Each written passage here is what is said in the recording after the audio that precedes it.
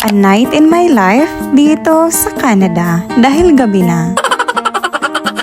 Hi! It's me again, Sweet. Ngayon, nandito nga pala tayo sa Seafood City at karugtong nga pala ang video na to nang nag-explore ako sa bagong bukas na Line 5. So from North York pala ako at nakita ko nga na sobrang dali na lang makapunta dito sa Seafood City. So sumakay ako ng train at bumaba sa Eglinton at pumunta dito sa Cedarvale. At sumakay tayo ng train papunta sa puso niya. Ay mali, Kennedy pala. Tapos bumaba tayo dito sa Golden Mile. Dahil yan yung nakalagay sa Google Map. Tapos naglakad tayo ng kalayo-layo bago makapunta dito sa Seafood City. Tapos nalaman-laman ko na lang na meron palang mas malapit na stop. Ito talaga si Google Map, pinahirapan pa tayo. And ito nga yung isa sa palagi kong ino-order dito. Char, second time ko pa pala ngayon. So yun nga, pangalawang beses ko pa to na nakapunta dito sa Seafood City. So nakwento ko na to na gustong gusto ko talaga pumunta dito kaso sobrang layo sa area ko. At nung first time ko na pumunta dito, nagmamadali kasi kami noon at pumunta lang kami dito para kumain saglit.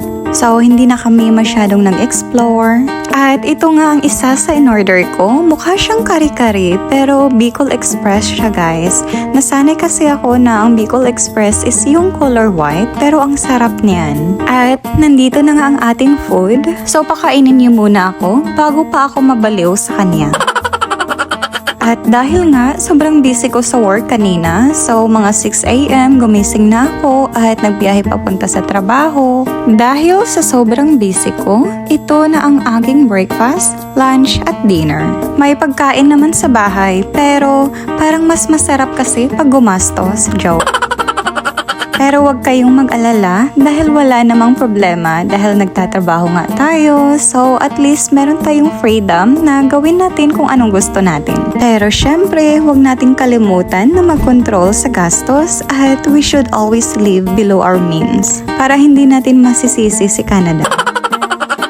So, tapos na nga tayong kumain at kung napansin ninyo, wala na masyadong tao dahil almost 8 PM na. So, naglakad-lakad na lang muna tayo dito saglit at nagtingin-tingin.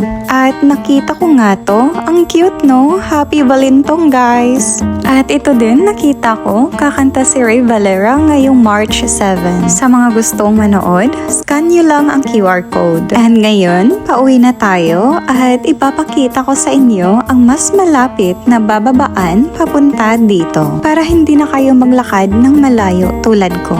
At dahil mahal ko kayo, dahil based on my experience, hindi pa kasi updated ang sa Google Maps. So malayo yung sinadjust niya. So punta lang kayo dito sa Hakimi Libovic. Ano ba yan? Tama ba? Sino bang nag-imbento ng mga words na to? Sa mga kapitbahay ko na nasa North York banda, madali na lang na pumunta dito sa Seafood City. So sa harap nito, makikita niyo ang Tim Hortons at ang Canadian Tire.